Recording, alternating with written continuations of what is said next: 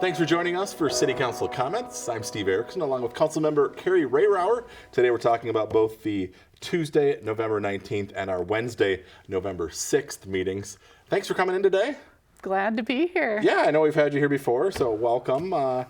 This is kind of a last hurrah for you because we're just coming off the election and you won the state rep seat in which district? So it's District 35B. Thank it's you. the eastern half of Coon Rapids, Yeah. and then 2 precincts of Andover. Okay. So you'll be kind of moving to St. Paul to represent folks at the Capitol. That's right. So, even though I'm done on the council as of the end of December, I am close to home. I live here, and I will be representing the constituents here. So I'm glad to have the relationship with our current council and want to continue to, work on things for our cities. All right, so folks can still reach out to you. Obviously, you'll have a wider area now. Right, exactly. As a state legislator. All right, well, let's talk about the election, too, because we're going to have 2 new faces on the council next year. One will be in your seat, Ward 2. Peter Butler won that race, so he will be the new Ward 2 representative and sworn in January. And then also in Ward 4, Christopher Geisler won that race, and he will be sworn in as well in January to represent Ward 4. His mother, Jenny Geisler, is actually the current Ward 4 representative, and she is basically retiring at the end of the year. She did not seek re-election. So congratulations, both those 2 men. And then also as well, Pat Carlson, our large council member, and council member Ward 1, Brad Griskowiak. Those 2 ran unopposed and are getting another term on the city council. Yeah, just super excited to have Peter Butler and Chris Geisler coming in, and I think they're going to do a fabulous job, and I wish them all the best. All right. Well, let's jump into things here. We're going to start off by talking about our Tuesday, November 19th City Council meeting. We actually had 2 proclamations to start there. One was Coon Rapids Women of Today. They are a group of women that meet monthly in the city, so they're always looking for folks to join them. I know they do have a Facebook page. Usually they post our meetings on our web calendar on the city website, so you can find that there. And then we also had a second proclamation for Small Business Saturday. This is coming up pretty quick, always after Thanksgiving, and this actually encourages folks to shop in the community. Absolutely. It's just a great it's a great event. It's a great thing for us to, spread the word. So Small Business Saturday is the Saturday after Thanksgiving. It's encouraging you to shop local within the community. It's really great for the local economy.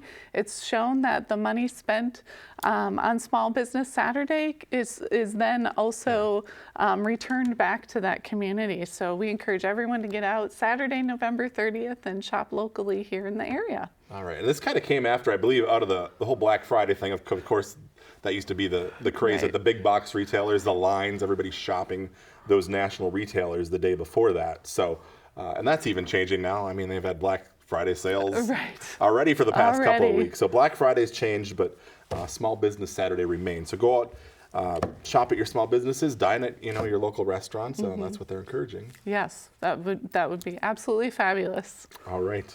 Moving forward, Council adopted a resolution requesting Anoka County Highway Department to perform a speed study on 85th Avenue. Right, so on 85th Avenue from East River Road to Springbrook Drive, there's going to be a new roundabout at the intersection of 85th Avenue and Evergreen Boulevard. County Road 132 has a current posted speed of 50 miles per hour, and the feeling is that that's really maybe too fast to be approaching a roundabout and go through that roundabout safely. So by doing the speed analysis, they'll be able to determine what should be the posted speed on that road. All right, and that is a county road, so that's why the Highway Department is performing the speed study. So they'll do that, and we'll eventually get the results back, and then I imagine there'll be a recommendation as to what should happen next. Right, exactly. With that. All right, our big item from this meeting, we had a long presentation on this one. There was a public hearing for this matter. It's the Metropolitan Council Environmental Services Coon Rapids Interceptor Rehabilitation Facility Plan. That's a lot, a mouthful. Basically, they're going to be redoing the big sewer pipes in the city, and this is like a Met Council project. Right. This is a very large sewer project. This is a regional system. This is why it's the Met Council, because it affects many cities, multiple cities. Actually, our waste here travels all the way down to the metro site by St. Paul. So it's not just something that's happening within Coon Rapids. So it's under the Met Council's jurisdiction. And it's going to be done in different phases because it's such a big project. So Phase 2 is from Hanson Boulevard and J Street to Exeon, and Phase 3 will be from Partridge and 122nd Lane to Hanson Boulevard and J Street. So multiple steps here. Yeah. And what's really interesting, so it's called CIPP lining. Yep. Cured in place pipe lining. So instead of having to dig up the whole pipe and a lot of excavation, they actually insert inverted lining down through the pipe system from one location and then heat it up or fill it with water, whatever that system works, and it heat activates the resin liner and it hardens and it forms a new pipe within the old pipe. And that actually, if the old pipe deteriorates, that new pipe will still stay in place and work on its own. So a much more cost-effective and less damage to the environment. Another thing I do want our residents to know is that this is not going to disrupt your sewer service. They use something called a temporary conveyance system. So they set up a system that goes around the part that they're working on so that our sewer will continue to flow. And they showed pictures because they did this on Highway 10 last year between like Egret and Hanson. There were pipes, we got photos of them. So they did a temporary thing for there because they must have been working on another one at the time. So anyways, this is part of a larger project. I believe it's over several years' time. They'll do it in phases. People can comment on the proposal through December 1st, I believe, if anyone has public comments. Nobody spoke at the public hearing, but they can find out more information online about this and add any comments that they might have. Absolutely. Yes. Always want to hear from the public. All right, and then I'm sure we'll hear more about the planned phasing of all this and how it affects the different neighborhoods. All right, moving forward, Council held a public hearing, considered a feasibility report and ordered a public hearing and assessment hearing for street reconstruction. We're already talking about street reconstruction for next summer, 2025. Right. It's an annual thing. So our Public Works Division, our engineers, they really plan ahead and they're always looking, 30 years out. So we're on really a 30-year rotation for full reconstruction. Now there's always rehabilitation in between, but the full reconstruction costs more. And so we always try to find, which portions of the city need it the most and put out a full plan for that. And part of that is it includes a portion of the funds to come from an assessment to the homeowners. We do try to keep that low, so it's lower than the average of the other cities around us. Another thing to keep in mind is it does increase the value of the home when you have that new street and curb and gutter. So it's a necessary thing. We know it's a cost burden, but there are different ways to pay for it too if that is something that's a struggle. So we want to make sure that we have those opportunities. Right, you can let it roll to your property taxes and pay it over a 10-year period. I believe the rate for next year is just over $2,400 for single-family residents. That's the 2025 rate. So again, 3.9 miles of streets, almost 4 miles being done next year. Folks have already been notified if they're impacted by this. They've gotten notice that they're hearing, and I think there was actually a meeting already. But in any case, there'll be another meeting in the park nearby in one of these neighborhoods to talk more about this. You can find videos online that talk about how the process works. Again, construction will be about from May of 25 through August or so. And city staff will keep you updated on all portions of it. So when you can use your street, when they don't want you on it, they'll keep you abreast of all of the updates. All right, so the hearings that are coming up will be in February for the public hearing and the assessment hearing for the actual projects. All right, moving forward, Council adopted a resolution approving a budget amendment to complete a traffic study on a segment of Northdale Boulevard. We had the one that was a county road in the southern part This is happening more in the northern part of the city. That's right. So it's over by our Target Riverdale area, and we had some new apartment buildings there. So we've got possibly increased traffic going on. City staff have received several calls of, concerns about safety and traffic speed on the road along Northdale Boulevard. It's between Crooked Lake Boulevard and Main Street. Okay. So by doing the study, they can analyze the traffic data and investigate whether we need to make some changes to address vehicle and pedestrian safety, or whether it's already okay the way it is. Yeah. Okay. So they'll be investigating that and then reporting back. Council also approved a contract with Axon, is that how we say, Enterprise Incorporated. Yeah. This is for body-worn cameras. This is a bit of a change. We had, I would say, our old antiquated system is already kind of out of date, and we're going to be moving to more of a leasing model, correct? As you know, technology just goes so fast. Yeah. So what happened is that we're getting close to the end of this 5 years, and it doesn't make sense to continue our lease, especially because the other cities around us, including Anoka County, are using this Axon system. So it wouldn't make sense for us to use a system that just doesn't work with their systems. In addition to it, this lease allows them to keep the technology up to date. Okay. They'll continue to improve and work with whatever we need as far as the system goes, the hardware goes, and so on. Okay. So it makes more sense. So this is body-worn cameras and a couple other things, correct? Yes, that's right. And an in-car system, the tasers, the interview and detention area security camera system. It's going to come along with unlimited data storage for digital evidence too. So yes, it is an improvement in multiple areas. Okay, and it sounds like we're doing this a little early. Some of this will be part of the 25 budget, but we wanted to get in line to not be doing this over vacation periods next summer. So it sounds like they're going to maybe do it earlier next year. Yeah, and locking in, your contract and cost, it can be beneficial because sometimes they go up over time, right? For sure. I feel like everything goes up over time, right? All right, so more to come on that as well. All right, that was our November 19th meeting. We want to jump back now to our first meeting of the month, which took place actually on Wednesday, November 6th. We were a day late because of Election Day. We couldn't hold the meeting while the polls were open.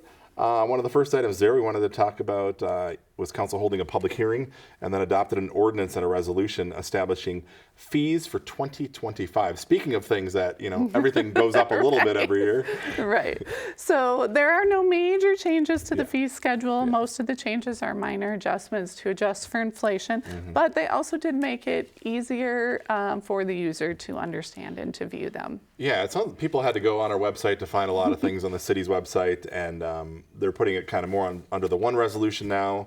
So if you want to find the information, it's easier to find on the website. So that'll be easier for folks hunting for that information. Absolutely. Going forward.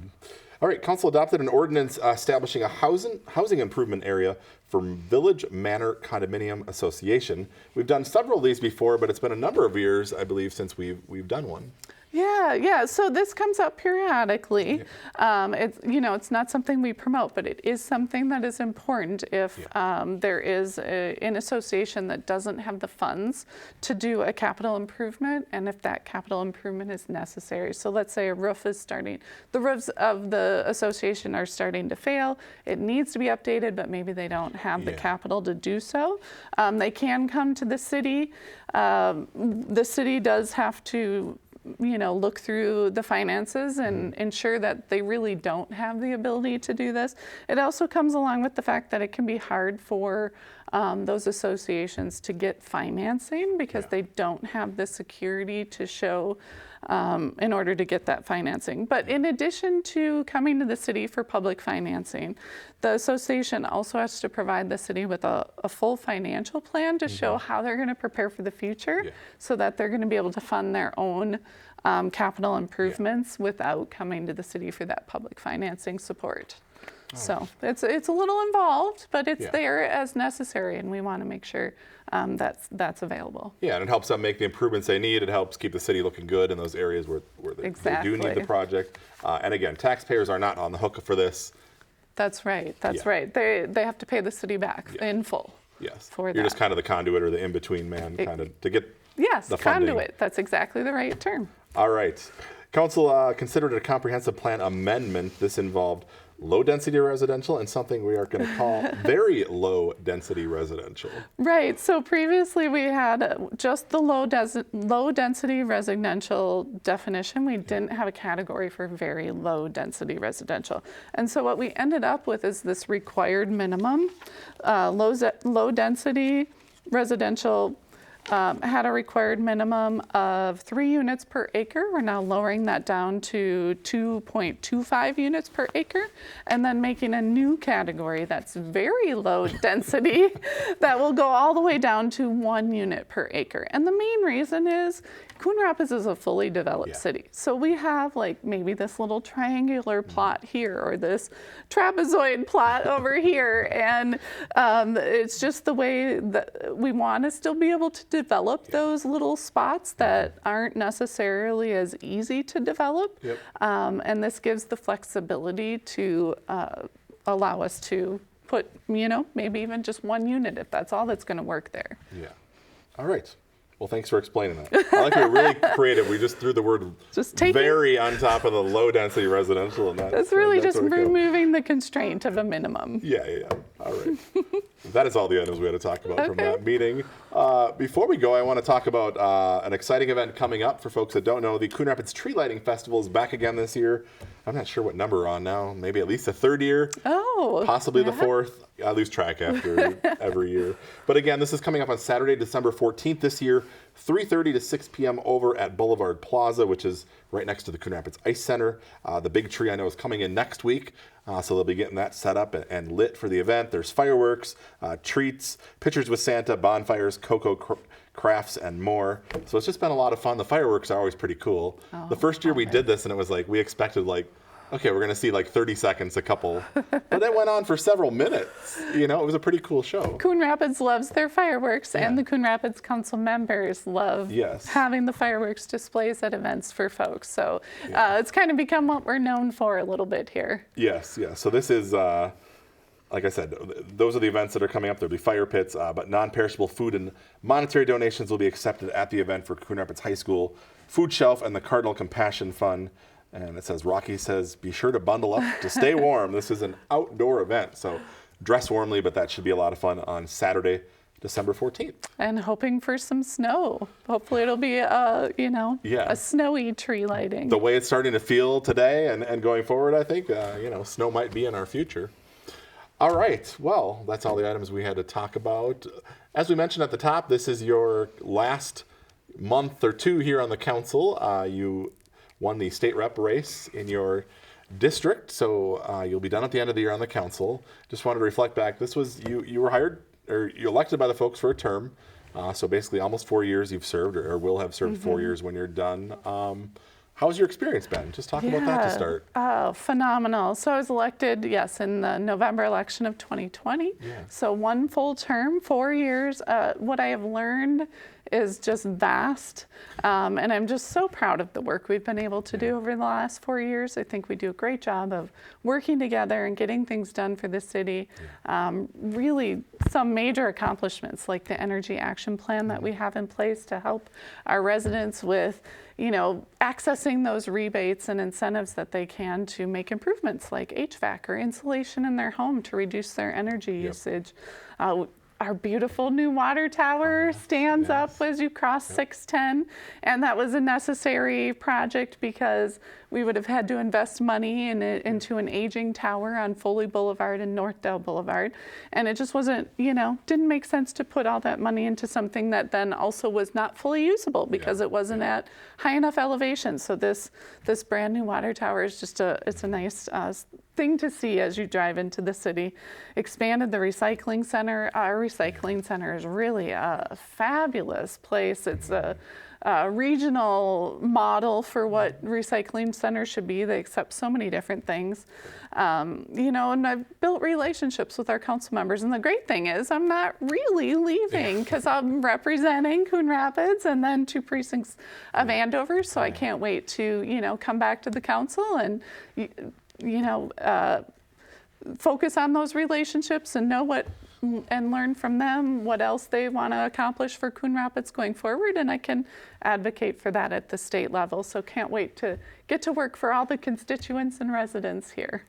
All right. Well, congratulations to you. We'll miss you on the council, but like you said, you're not going far. You'll be doing Right. work still for the citizens of Coon Rapids, and good luck with things, because I think, are we still going to be in a divided legislature? It is it's still as a tie in the House. Yes. So yes, we are already off and running on working together and coming to compromises. So I'm going into it with a very open mind of what we can accomplish, and will be a lot of bipartisan bills. Yeah, That's sounds what like I'm looking forward to. Compromise will need to be the key word this session. It sounds Absolutely. like. So. And just want to say a double warm welcome to Peter Butler and Chris Geisler. You're coming into a great council that knows how to work together and get things done. So you'll have a fabulous experience. All right. Well, we thank you for being here today to do council comments and talking to us, but you can't go yet. You still got 2 more meetings in December. That's right. So. I will be there, so I'll see you all in December still. Yeah, all right. Thanks for coming in today, Thank Carrie. you. Thank you at home for watching, and we'll see you back here again after our 2 meetings in December.